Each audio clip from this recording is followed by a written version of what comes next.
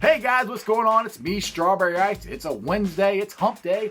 I'm here in the Ice Cave Studios, which are brought to you by T Properties, quality homes for quality people. Check out their website at tpropertiesllc.com for all your rental property management needs and for your rental properties that you want to rent. So, alright, last night, I was watching a UK game. There's nothing else on. And all of a sudden, I saw a highlight from the Kansas State game, and a bar fight broke out in the middle of the game. Well, it wasn't the middle of the game, it's the end of the game. Now, I got a little different take on this than other people. Everybody keeps saying it's the students' fault, the players' fault, which, don't get me wrong, it is. But it was a 21-point win for Kansas.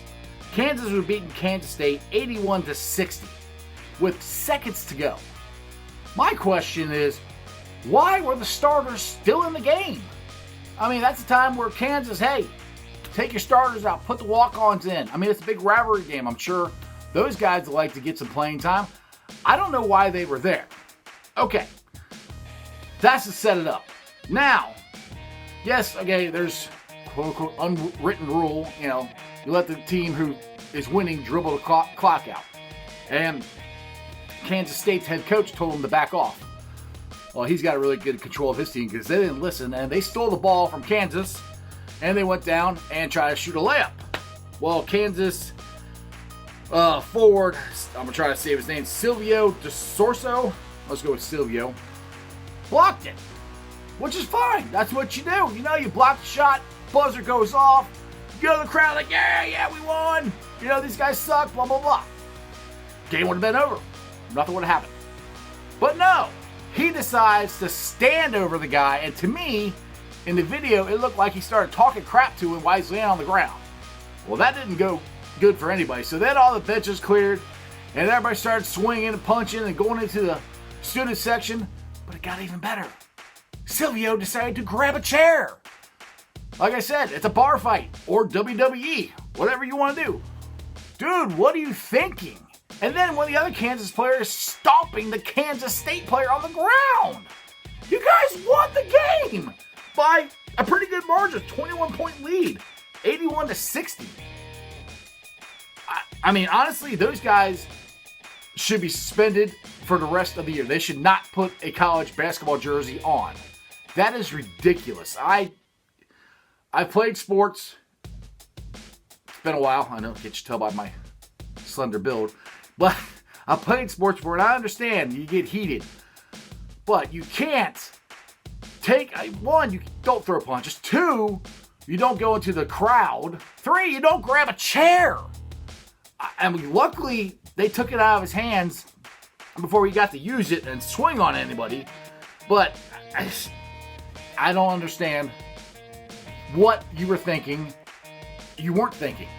And like I said, to me, they should have never been in the game. It's a 21-point lead. Take your starters out, Bill Self. Take them out. Why are they still in there? It doesn't make any sense. So I more put the onus on the coaches, as those players shouldn't have been in the game at that point. The game was over. I mean, the coaches say, we were in a handshake line. We didn't see anything. You saw it. Everybody saw it.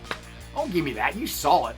It's your fault that I think that it started, because they should have been. I keep saying they shouldn't have been in the game. I don't understand why they were. That's the part that I cannot get, is why they were still in the game for a 21-point lead, or 21-point win.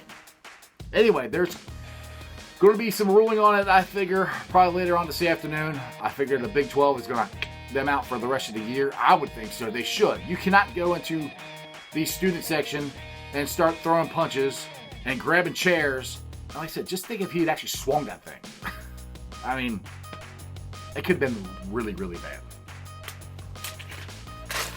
All right, now this is what I was going to start my show off with yesterday until the bar fight broke out. But the Hall of Fame inductees were announced yesterday, and Derek Jeter, to no one's surprise, got elected, and Larry Walker finally got elected. I'm very happy for Derek Jeter. I was not a Yankees fan. I'm still not a Yankees fan. I always rooted against him. Always won. But I respect the way he plays the game.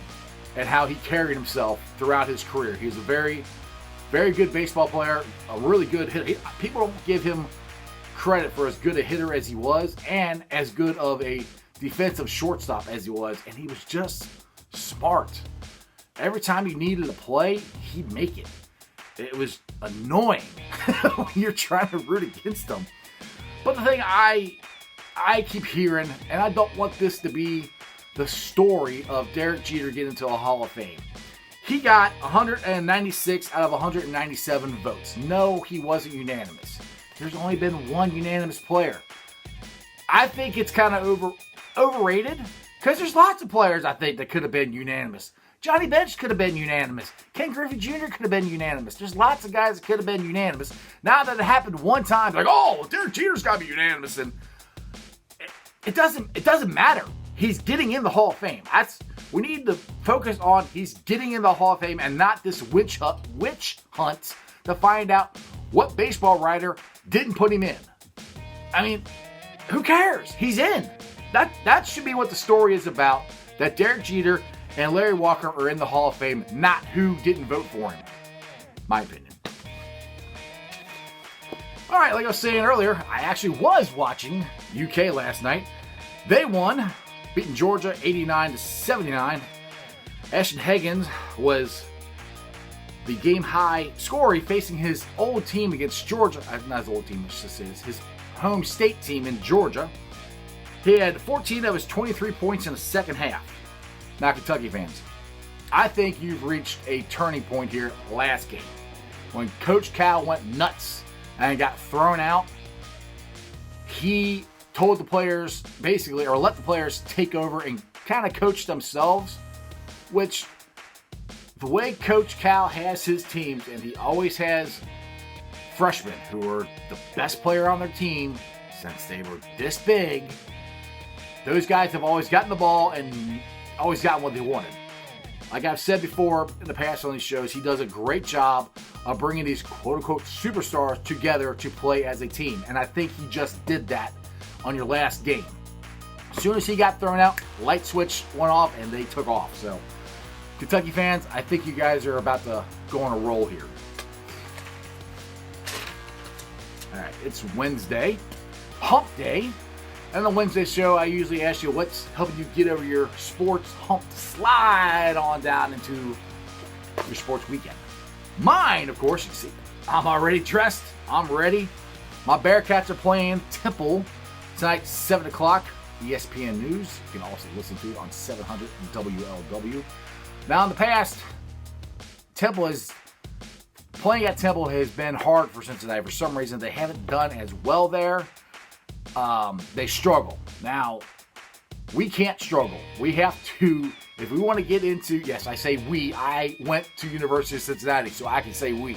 We have struggled this year and lost too many games that we shouldn't have lost. I mean, the Colgate loss at home, that one's going to be a really, really tough one to get over. So, I've been on different Bearcat pages, Bearcat Nation, Bearcat Country, and, you know, people are like, oh, win the rest of the games, don't you think we'll get in? I said, my opinion is, yes, we have to win the rest of the games to have a shot to get in. I don't know if we'll actually still get in. I think we might be a bubble team because we got 3 really bad losses and we don't have any good wins yet. Season's not over yet. So I say we just go on like how many games is it to win the tournament? I don't know, 46, 47 game winning streak and win the whole thing. Just don't lose anymore. But realistically, I really do think the Bearcats have to at least win the rest of the games. If they lose another one, then they have to win the American tournament to get in. So, big game tonight. Like I said, every game from now on is a big game. You guys got to be in playoff mode to make it. Now, I said before, UK had their fans. You guys had a turning point with Coach Cal. I think, as Bearcat fans, Coach Brandon found a turning point in the last couple weeks here, getting Jaron Cumberland the ball in his hands and making him the point guard, which I like to say, I don't know if you heard it first, but you heard it here on my show because I was just talking about that last week. Jaron plays so much better with the ball in his hands and he's a very, very good passer. I think our offense runs better. Now, we've been getting, like the Memphis game, we got shots. They just would not go in. I have no idea what to do about that. But that's been a Bearcat problem for the last couple years. Even the mixed system, we get shots and we miss them. Anyway, but I do think it's a turning point. Having Jared at running the point guard. Got to win the rest of them. If not, we got to win the tournament. See what happens. All right, for all my hockey fans out there, the CBJ Columbus Blue Jackets play tonight versus the Winnipeg Jets on Fox Sports Ohio. Right now, the Blue Jackets are in the second place in the wild card spots. It's not bad for a team that wasn't supposed to do very good after losing 3 quote-unquote superstars, losing Bob, Breadman, and Matt Duchene. But we're in the playoff hunt, baby. And that's all you can ask for. Long as you get in, anything can happen. Just like last year. We stepped up and we took out the Tampa Bay Lightning, who had the best record in the NHL that year. They won the President's Trophy and we took them out. It can happen. Look at St. Louis. We thought they'd win it in January. I think they were in last place last year. So, they're playing awesome. Make sure you guys watch them and cheer them on. Like I said, tonight, 7 o'clock. So, 7 o'clock, you get 2 different things going on. I'll be flipping back and forth. I'll be watching my Bearcats mostly, but I will be keeping track of the Blue Jackets. But 2 things to watch tonight: Blue Jackets and the Bearcats.